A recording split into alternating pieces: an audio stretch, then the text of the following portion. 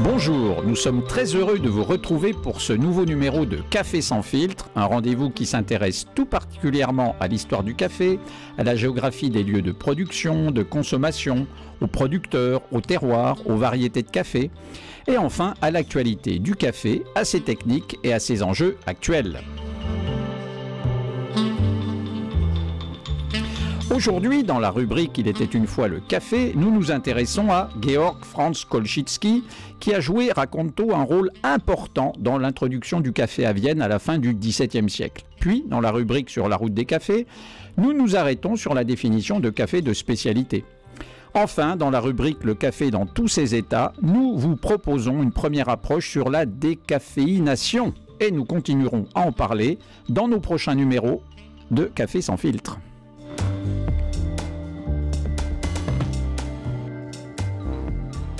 Il était une fois le café. Nous sommes en juin 1665. Le sultan turc Mehmed IV envoie une ambassade à la cour des Habsbourg à Vienne. Son ambassadeur, Kara Mehmed Pacha, veut connaître les intentions de l'empereur Léopold Ier, un an après la défaite turque et la signature de la paix de Vasvar, qui a mis fin à la 4e guerre contre les Turcs et instauré une trêve de 20 ans. L'ambassadeur s'installe dans un hôtel particulier à Vienne et reçoit dans le luxe la noblesse viennoise en lui faisant découvrir les curiosités de son pays et notamment le café. Un jeune aventurier de 25 ans, d'origine polonaise ou ukrainienne, Georg Franz Kolchitsky, fréquente l'hôtel de l'ambassade turque en tant qu'interprète, coursier et agent de change. Il a déjà sillonné le Levant, le Proche-Orient. Il est donc familier avec la langue turque et connaît parfaitement la boisson et les coutumes caféiné des Ottomans. 18 années plus tard, en 1683, alors que notre trêve de 20 ans n'est pas achevée, les troupes turques encerclent à nouveau Vienne. Le siège s'éternise et le moral de la population affamée est au plus bas. On s'interroge. Que font les troupes chrétiennes alliées du roi de Pologne Jan Sobieski, commandées par le duc de Charles V de Lorraine, qui campent sur l'autre rive du Danube? Certains Viennois envisagent même de capituler. C'est à ce moment qu'intervient Kolchitsky, à qui les Viennois auraient demandé de transmettre un message aux troupes du duc de Lorraine. Il se déguise en turc, traverse les lignes ennemies, transmet les informations au duc, puis réussit à rentrer dans la ville assiégée en ramenant des informations précieuses sur l'offensive imminente des troupes alliées. La population reprend courage. L'assaut des troupes alliées contre les Ottomans conduit à la défaite des Turcs le 12 septembre 1683 à la bataille de Kahlenberg, au nord de Vienne. Et les troupes turques s'enfuient en abandonnant un énorme butin.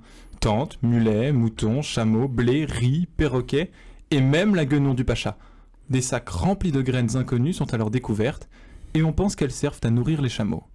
Selon la légende, on est sur le point de brûler ces graines quand Kolchitsky, qui connaît l'usage du café, demande qu'on lui en fasse cadeau, car il a risqué sa vie pour sauver Vienne.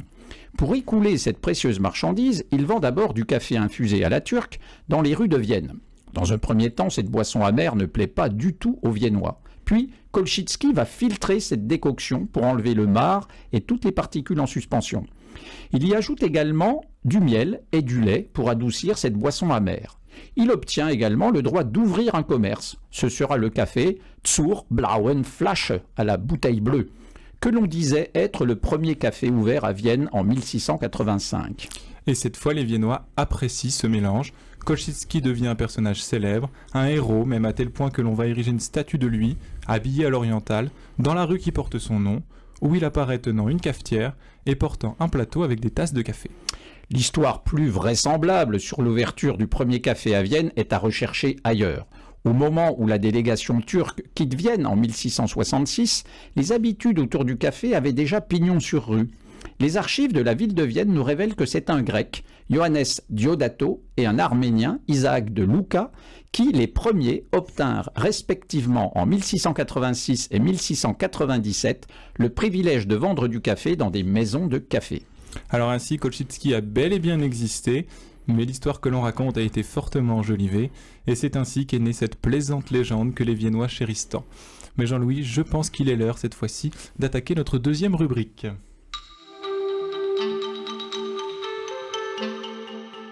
Sur la route des cafés. Le café de spécialité est une tendance émergente dans notre pays, bien qu'il ne représente encore que 2 à 3% du marché du café dans l'Hexagone. D'après la SCA, la Specialty Coffee Association, qui est l'institution faisant autorité dans le domaine du café de spécialité, il est admis que les cafés notés entre 80 et 100, selon un protocole bien défini, sont considérés comme des cafés de spécialité. Le café de spécialité est donc un café d'exception, qui offre souvent des expériences gustatives uniques. Pour chaque café de spécialité, il est possible de remonter toute la chaîne de production et de connaître non seulement son pays d'origine, mais aussi sa région de production, la ferme ou la coopérative qui l'a cultivé, et même l'altitude du lieu de récolte. Toute cette traçabilité et cette qualité nous permettent de faire une nette distinction entre un café conventionnel et un café de spécialité. Alors les cafés de spécialité, la plupart du temps ce sont des arabicas, possèdent des particularités et des nuances sensorielles que l'on pourrait comparer au vin. Comme un grand cru, le café de spécialité se distingue en tasse par des arômes subtils et variés, venant de son terroir et du travail méticuleux des hommes. Ces cafés n'ont jamais un profil aromatique standardisé. Il existe, au sein des arabicas, de nombreuses variétés de café, et chaque variété possède ses spécialités gustatives, comme nous l'avions déjà évoqué ensemble dans l'épisode 2 de Café sans filtre. Un café de saison, lui, c'est-à-dire un café consommé dans l'année de sa récolte, donnera toujours un meilleur café. Et pour être considéré comme café de spécialité, seuls les lots de la dernière récolte sont choisis. De plus, le café de spécialité est un café sans défaut, le soin apporté à la méthode de récolte et de tri des grains de café vert est donc essentiel. Comme le potentiel aromatique des terroirs où poussent les cafés de spécialité est à chaque fois différent, il est donc indispensable de créer un profil de torréfaction sur mesure. Les cafés de spécialité sont généralement torréfiés lentement, pas de torréfaction flash, à des intensités peu poussées pour obtenir une torréfaction de légère à moyenne. Le café conventionnel ou café de commodité est coté en bourse. En revanche, le café de spécialité ne l'est pas et possède ses propres logiques de fixation des prix. Le prix du café de spécialité est plus élevé que le café de commodité, qui lui est produit pour la consommation de masse qui veut minimiser au maximum les coûts de production. Le café de spécialité est donc un café beaucoup plus rare, de grande qualité. De plus, il est produit dans une démarche durable, responsable, qui inclut une juste rémunération de tous les acteurs de ce cercle vertueux. Et l'une des missions du café de spécialité est aussi d'éduquer les consommateurs. Cela va au-delà de la simple dégustation. Le café de spécialité offre une très grande transparence quant à l'origine, les méthodes de culture et les hommes qui cultivent ces cafés. De cette connaissance naît donc une confiance réciproque entre le consommateur, le torréfacteur, l'importateur, le producteur et le café issu de son terroir. Tout en appréciant un café de qualité, nous savons que nous avons un impact positif sur l'environnement et sur les communautés impliquées dans la culture du café de qualité. Mais Jean-Louis, dans l'épisode 11 du Café sans filtre, vous nous rappeliez votre grande sensibilité à la caféine. Alors moi j'aimerais en savoir un petit peu plus sur la décaféination.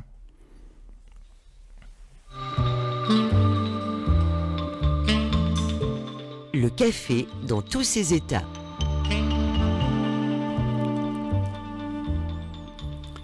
Effectivement, Clément, comme beaucoup de nos auditrices et auditeurs, la caféine me pose parfois problème. Aujourd'hui, j'aimerais me faire une courte introduction sur la décaféination, puis dans les épisodes à suivre de Café sans filtre, je vous proposerai, à vous et à nos auditrices auditeurs, d'entrer plus dans le détail de certaines méthodes de décaféination, et ce sera également l'occasion de faire connaissance avec l'ambitieux projet The Decaf Project, le projet décaféiné, initié par Jeff Hoffman, qui gère à la fois l'entreprise Square Mile, spécialisée dans la torréfaction de café de spécialité, et un specialty coffee shop appelé Proof-Rock, tous deux situés à Londres. Mais avant de boire la tasse décaféinée, auditrices et auditeurs, si vous désirez en savoir plus sur la caféine, je vous invite à écouter ou réécouter l'épisode 1 de Café sans filtre. Alors nous sommes nombreux à privilégier un café décaféiné dans l'après-midi ou en soirée, on va pas se mentir. Mais soyons honnêtes, la majeure partie du café décaféiné provient de grains verts, vieux. Souvenez-vous des past crops que nous avons évoqués dans l'épisode 10 du Café sans filtre. Ces grains verts vieux qui sont aussi de médiocre qualité. Ils sont fortement torréfiés afin de dissimuler leur mauvais goût, renforçant ainsi leur amertume. Et ces cafés décaféinés médiocres, nous les trouvons dans les grandes surfaces, dans la plupart des commerces, restaurants, bars, ou chez certains torréfacteurs peu enclins à la qualité. Ils vont fortement décevoir vos papilles et mécontenter, voire agresser votre estomac. Un fournisseur qui décaféine des grains verts frais et de bonne qualité permettra aux torréfacteurs soucieux de qualité de torréfier avec respect, comme c'est le cas dans la filière du café de spécialité, et de proposer des cafés décaféinés dont le goût sera satisfaisant, voire agréable. La décaféination du café, elle, consiste à extraire les molécules de caféine des grains de café. Ce processus est impliqué sur les grains de café vert, c'est-à-dire du café qui est non torréfié, afin de préserver le plus possible les composants aromatiques du café. La décaféination est un procédé complexe et technique qui est confié à des entreprises spécialisées. Je vous en ferai découvrir 3 dans les prochains épisodes de Café sans filtre, 2 en Allemagne, 1 au Canada. Pour faire court, il existe différentes méthodes de décaféination que nous développerons donc dans les prochains numéros. Tout d'abord, le traitement naturel avec de l'eau inventée en 1933 et commercialisé dans les années 80 sous la marque Swiss Water Process, SWP. Le traitement naturel au CO2, on parle de dioxyde de carbone supercritique, et le traitement au CO2 liquide, toutes deux méthodes de décaféination assez récentes. Le traitement avec des solvants chimiques, appelé aussi méthode conventionnelle, le café conventionnel et d'ailleurs utilise beaucoup ces solvants. Le traitement avec de l'acétate d'éthyle, dernier traitement, composant naturel de la canne à sucre, d'où souvent son appellation décaféiné à la canne à sucre. Qui est celui que vous préférez, je crois, Jean-Louis, hein ? Le déca, oui, c'est vrai, celui-ci. Alors la plupart des cafés décaféinés industriels que l'on trouve en grande surface sont traités donc avec des solvants chimiques, comme on l'a dit juste avant.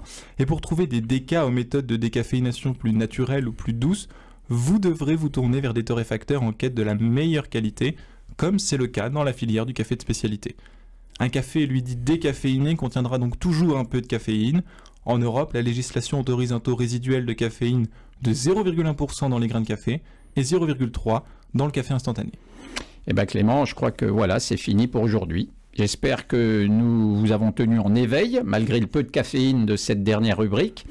Il nous tarde de poursuivre notre aventure décaféinée avec vous dans les prochains épisodes. Pour sûr, ce sera très intéressant. Mais il nous faut lâcher notre tasse de délicieux café déca de spécialité, car le générique de fin se rapproche.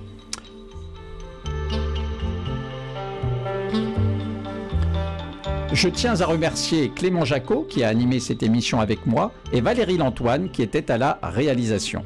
En attendant de vous retrouver bientôt, prenez bien soin de vous et de votre prochain et partez à la découverte du café de spécialité.